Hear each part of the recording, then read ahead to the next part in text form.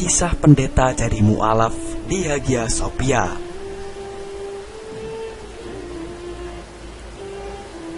Pada hari penaklukan Konstantinopel 29 Mei 1453, masuklah Sultan Muhammad II Al-Fatih atau Sultan Mehmed II atau Sultan Muhammad II ke dalam kota itu.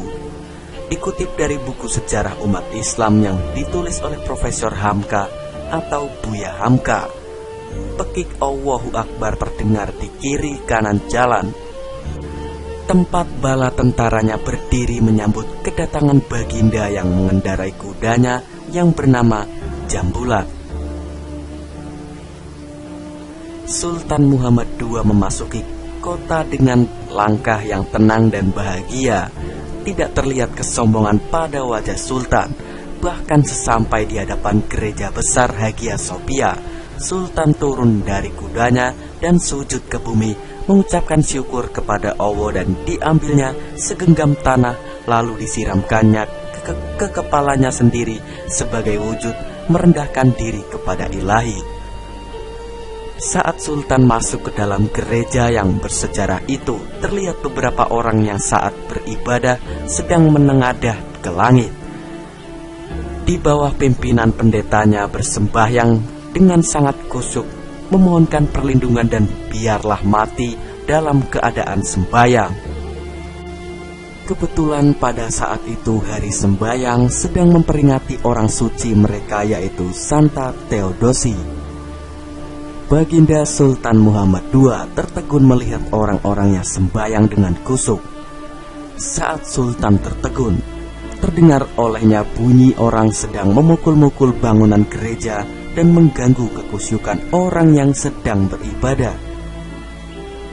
Rupanya itu adalah kegiatan tentara Turki Utsmani sedang memukul sebuah tonggak marmer gereja. Sultan pun marah dibuatnya. "Apa maksudmu berbuat begitu?" tanya Sultan. "Bukankah saya ini seorang muslim? Bukankah semuanya ini berhala tempat kafir menyembah selain Allah?" jawab tentara itu. Mendengar jawaban itu, terlihat wajah Sultan marah. Diambilnya palu dari tangan serdadu itu dan dihayunkan ke kepalanya sambil berkata dengan marah, "Tidak boleh merusak tempat ibadah," kata Sultan. Sikap Sultan yang demikian itu mengherankan orang-orang Kristen yang sedang berdoa tersebut. Mereka lalu tidak ragu untuk mendekati Sultan. Mereka tidak menyangka Sultan berbuat baik dengan menghormati peribadatan mereka. Mereka terharu karena Sultan tak seperti yang mereka bayangkan, dan bahkan ada di antara kalangan orang Kristen yang masuk Islam melihat Sultan itu. Salah satunya adalah seorang pendeta yang kemudian dikenal dengan nama Baba Muhammad. Pada waktu itu, dinyatakanlah oleh Sultan dengan terus terang bahwasanya gereja-gereja yang ada di Konstantinopel tetaplah menjadi gereja, kecuali beberapa buah yang akan dijadikan masjid, yang terutama adalah Hagia Sophia sendiri. Pada waktu sudah menunjukkan waktu asar di hari itu juga, maka Sultan sholatlah di gereja itu dan menjadikannya sebagai masjid dan meresmikan namanya menjadi Hagia Sophia. Setelahnya, segala tanda-tanda bekas peribadatan agama sebelumnya disingkirkan.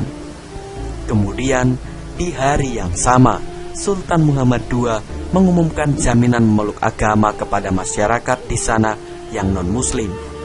Tentara kekhalifahan Islam pun oleh dia dilarang mengganggu kebebasan beragama masyarakat Konstantinopel yang non-muslim. Baginda Sultan Muhammad II mengeluarkan perintah bahwasanya tentara Islam sekali-kali tidak boleh mengganggu orang-orang Kristen.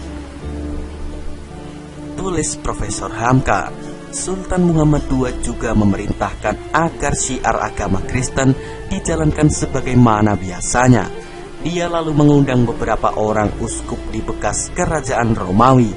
Sultan Muhammad II menyampaikan bahwa dia ingin sekali orang Kristen mengajarkan agamanya dengan sungguh-sungguh dan menghilangkan perselisihan sesama mereka.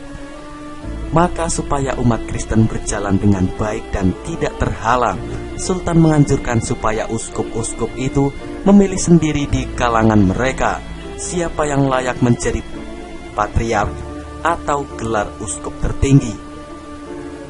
Sultan menyatakan bahwa dia tidak ingin mengintervensi atau memaksakan kehendaknya siapa yang akan dipilih menjadi patriark. Hanya saja Sultan meminta pemilihan itu dilakukan secara cepat dan dia akan menanggung biaya pemilihan patriark. Awalnya para uskup kaget dengan permintaan sultan itu, seakan-akan tidak percaya sebab negeri mereka pernah diserang dan diduduki pula oleh kawan seagamanya sendiri saat terjadi perang salib. Diceritakanlah bagaimana sikap dan simpatik dari pasukan yang menduduki itu di tanah air mereka karena mereka tidak mau bersatu di bawah pimpinan Paus. Mereka menyangka akan sama nasib mereka di bawah Sultan Muhammad II, dan sudah lama pula di Konstantinopel tidak ada patriark. Maka setelah permintaan sultan itu, dipilihlah oleh para uskup itu Agnadius menjadi patriark, pendeta yang terkenal menentang keras persatuan dengan Roma dulu. Selesai pelantikan, maka mereka bersama bertemu dengan sultan di istana. Oleh sultan mereka disambut dengan serba kehormatan dan dijamu dengan sangat baik. Setelah makan-makan dan minum, maka keluarlah seorang penggawa membawa tongkat kebesaran patriark. Sultan kemudian bersabda, "Tuan adalah patriark kaum Nasrani di negeri ini. Semoga Tuhan selalu memberikan perlindungan bagi Tuan. Pandanglah selalu bahwa saya adalah sahabat Tuan dan sahabat jamaah Tuan. Segala hak-hak Tuan yang dipusakai sejak dari nenek moyang Tuan pakailah kembali," kata sultan. Setelah upacara selesai, patriark memohon diri hendak pulang. Sultan pun berdiri dari duduknya dan bersama para pejabatnya mengantarkan patriark sampai ke pintu. Di halaman istana telah menunggu kuda kendaraan patriark yang sudah disediakan. Sampai terloncat dari mulutnya perkataan yang sebenarnya mesti dirahasiakan sebenarnya oleh patriark karena terharunya. "Kaisar, kaisar, kami sendiri tidak pernah melakukan begini kepada kami."